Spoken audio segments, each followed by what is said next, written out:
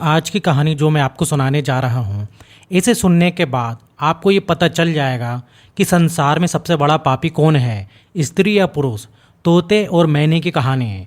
ये कहानी बहुत ही ज्ञानवर्धक कहानी है। जो भी मनुष्य इस कहानी को पूरा सुनता है वह अपने जीवन में कभी भी धोखा नहीं खा सकता। ये कहानी सुनने के बाद आपको आत्मज्ञान की प्राप्ति होगी। संसार में यूं तो हर इंसान पाप करते हैं, लेकिन पाप करने के बाद उन्हें पता ही नहीं होता कि वो भागी हैं और पाप कर रहे हैं। इस बात का उनको भान भी नहीं होता है। लेकिन संसार में हर मनुष्य पाप करता है। इस संसार में कई लोग तो ऐसे हैं जो रात दिन पाप करते हैं और पाप करने के बाद कहते हैं कि हमने कोई पाप ही नहीं किया। पाप का भागीदार बनना यानी नरक का बासी बनना। इसलिए जितना हो सके आप पाप से बचकर रहें। अपने कर्म में कभी भी पाप को इकट्ठा नहीं होने दें। अपने नसीब में पाप का जो है लेखा जोखा नहीं होना चाहिए। आज की जो कहानी है वह यही है कि संसार के सबसे बड़ा पापी कौन है। ये कहानी एक तोता और मैने की है। ये तोता और मैने की बहुत ही ज्ञानवर्धक कहानी है। इस कहानी को थोड़ा ध्यान से सुनिएगा। कहानी शुरू करने से पहले अगर आपने हमारा अभी तक चैनल सब्सक्राइब नहीं किया है तो सब्सक्राइब कर लें और बेल आइकन का बटन ज़रूर दबा दें। चलिए कहानी शुरू करते हैं। एक नगर में एक राजा रहा करता था। वह राजा बहुत ही धर्मात्मा था, बहुत ही पुण्यवान था। उनके राज में हर इंसान राम राज की तरह जीता था।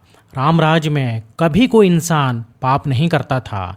उस राज में कोई भी बंदा, कोई भी मनुष्य मांस मदिरा का सेवन नहीं करता था।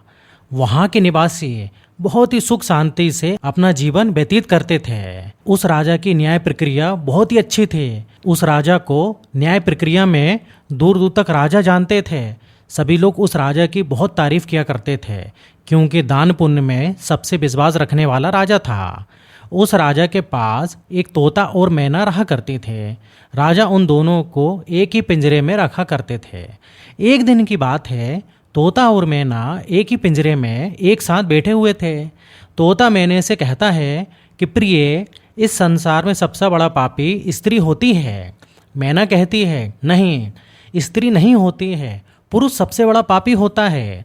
इस बात को लेकर दोनों में विवाद हो जाता है, दोनों में बहस हो जाती है। मैना कहती है कि पुरुष सबसे ज़्यादा पापी होते हैं, तो तोता कहता है कि नहीं, स्त्री सबसे बड़ी पापी होती है। इसी बात को लेकर दोनों में आपस में विवाद और बहस होने लगती है। जब दोनों में जोर जोर से झगड़ा होने लगता है तो राजा को ये बात पता लगती है। तो राजा उन दोनों के पास आए और राजा उन दोनों से कहते हैं कि हे तोता मैना, तुम आपस में क्यों लड़ रहे हो। दोनों अपनी अपनी बात सुनाते हैं। मैना कहती है कि देखिए ना राजा, तोता मान ही नहीं रहा है। इस संसार में सबसे बड़ा पापी पुरुष होता है। तोता कहता है कि राजा साहब देखिए ना, मैना नहीं मान रही है कि संसार में सबसे बड़ी पापी जो है स्त्री होती है। दोनों की बात सुनने के बाद राजा कहता है कि मैना, आप मुझे बताइए कि संसार में सबसे बड़ा पापी पुरुष कैसे होता है। मैना एक छोटी सी कहानी सुनाती है और कहती है कि राजा साहब, एक नगर में एक सेठ रहा करता था। उस सेठ का एक लड़का था। वह लड़का रात दिन जुआबाजी और सट्टा खेलता था। सेठ के खूब समझाने के बाद भी वह लड़का नहीं मानता था। अंत में सेठ उसे समझाते समझाते मृत्यु लोक को प्राप्त हो जाता है। लेकिन उस सेठ के मरने के बाद भी वो लड़का नहीं समझता है। मैना आगे कहती है कि पिता की मृत्यु होने के बाद वह लड़का और भी जो है स्वतंत्र हो गया। अपने पिता की सारी जमीन, सारा जो जमा पूंजी था, सारा जो धन था, वह सट्टे में फूंक दिया। वह सट्टेबाजी में और अय्यासी में फूंक दिया और सारे अपने पिता की जो जमा पूंजी थी वह लड़का फूंक देता है। बर्बाद होकर के जमीन, धन, दौलत सबको बेच करके सट्टेबाजी और अय्यासी करके वह गांव छोड़कर निकल जाता है। जब वह लड़का गांव छोड़कर निकलता है तो दोबारा लौटकर वह गांव नहीं आता है। घूमता घूमता वह एक नगर में पहुंच जाता है। उस नगर के राजा के महल के सामने वह जाकर बैठ जाता है। राजा उस लड़के को देखता है और देखने के बाद सोचता है कि ये लड़का तो बहुत ही सुंदर है। हो सकता है कि किसी सेठ का लड़का हो या फिर किसी राजा का लड़का हो। राजा इसी बात को सोचकर उस लड़के को अपने पास बुलाता है। सैनिक उस लड़के को लेकर राजा के पास ले जाते हैं। राजा उस लड़के से पूछता है कि भाई तुम कहाँ से आए हो, देखने में बहुत सुंदर लगते हो, तुम कौन हो और कहाँ से आए हो, तुम्हें क्या परेशानी है। लड़का राजा को जवाब देता है और कहता है कि राजा साहब, मैं एक बहुत ही बड़ा व्यापारी हूँ।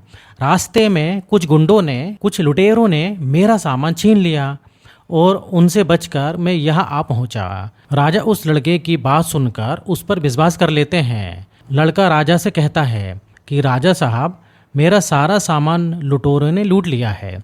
अब मेरे पास कुछ भी नहीं बचा है, खाने के लिए भी कुछ भी नहीं है।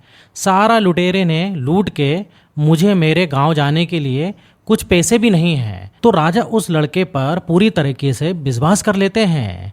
फिर वह लड़का कहता है कि राजा साहब, अगर आप मेरी थोड़ी सी मदद कर दें तो मैं अपने गांव जा सकता हूँ। राजा लड़के के झांसे में आ जाता है और सोचने लगता है कि सच में ये व्यापारी है और बहुत सुंदर भी है।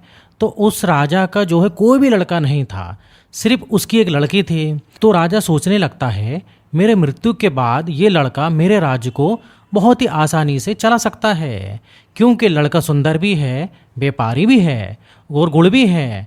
यह बात सोचकर वह सोचने लगता है क्यों ना मैं अपनी बेटी की शादी इससे करवा दूं और ये मेरा घर जमाई बनकर रह सकता है और आने वाले समय में ये मेरा राज भी संभाल सकता है।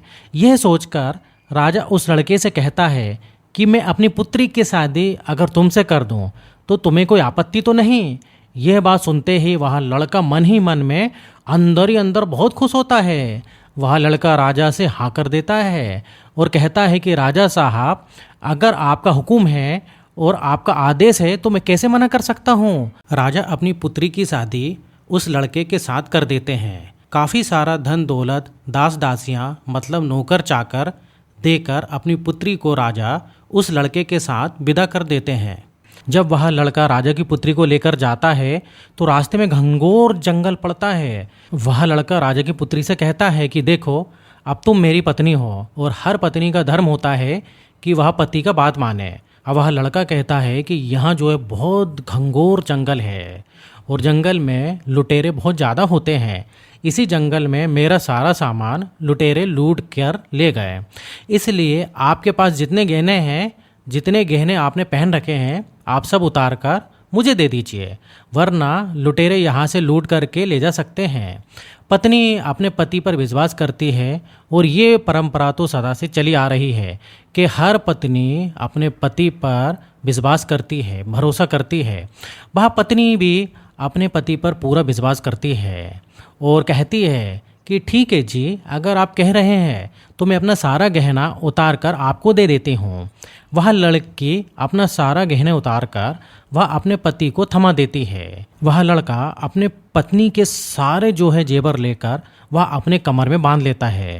राजा ने जितना धन और पैसा दिया था वह लड़का पूरा धन और पैसा एक जगह इकट्ठा कर कर अपने पास रख लेता है। फिर रास्ते में जा रहे होते हैं तो थोड़ा सा विश्राम करने के लिए रुकते हैं। तो वह लड़का जो है सभी दास दासियों को मार देता है, जो कि राजा ने अपनी पुत्री के शादी के समय दास दासियों को दिया था। अब सबको मारने के बाद उस लड़की को जो है पास में कुआं था उसमें ढकेल देता है, जो कि राजा की पुत्री थी, और वहाँ से सारा धन दौलत लेकर भाग जाता है। अब लड़का सोचता है कि सबको तो मार दिया है, पत्नी को कुआं में ढकेल दिया है, वो भी ख़त्म ही हो ही जाएगी और मैं इन पैसों से बहुत ही आराम से अपना जीवन व्यतीत करूँगा और मैं फिर से जुआबाजी करूँगा, बहुत अय्यासी करूँगा। यह सोचकर वह लड़का सारा धन लेकर भाग जाता है।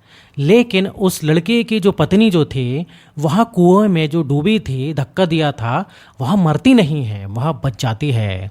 वह जोर जोर से चिल्लाने लगती है कि मुझे कुएं से कोई बाहर निकालो। वहीं रास्ते से कुछ लोग जा रहे होते हैं तो उन लोगों ने उस लड़की की आवाज़ सुनी और उन लोगों ने उस लड़की को कुएं से बाहर निकाल दिया। लड़की वापस अपने राज्य में अपने पिता के घर चली जाती है। उस लड़की के पिता उस लड़की से पूछते हैं कि हे पुत्री, क्या हुआ, तुम वापस क्यों चली आए।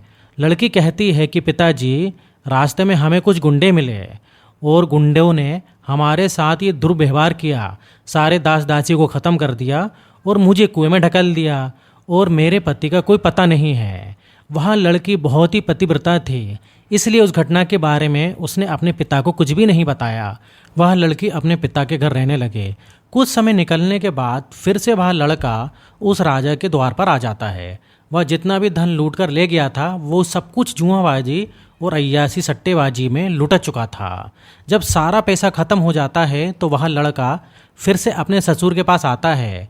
सोचने लगता है कि जाकर यह कहूँगा कि ससुर जी आप नाना बनने वाले हैं। यह बात सुनकर ससुर जी मुझे बहुत सारा धन देंगे और उसी धन से मैं फिर से अय्यासी करूँगा। यही सोचकर वह लड़का फिर से राजा के द्वार पर आ जाता है। लेकिन द्वार पर ही उसे उसकी पत्नी मिल जाती है। अपने पति को देखकर वह लड़की पहले तो बहुत गुस्सा होती है, लेकिन थोड़ी देर बाद वह अपने पति को बुलाकर बोलती है कि देखिए जी, मैंने अपने पिता को जो है इस बारे में कुछ भी नहीं बताया है। मैंने अपने पिता से यह कहा है कि हमें रास्ते में किसी लुटेरे ने लूट लिया था और दास दासियों को मार दिया था और मुझे कुएं पे ढकेल दिया था और मेरे पति का कुछ पता नहीं है। यही बात आपको मेरे पिता से कहना है।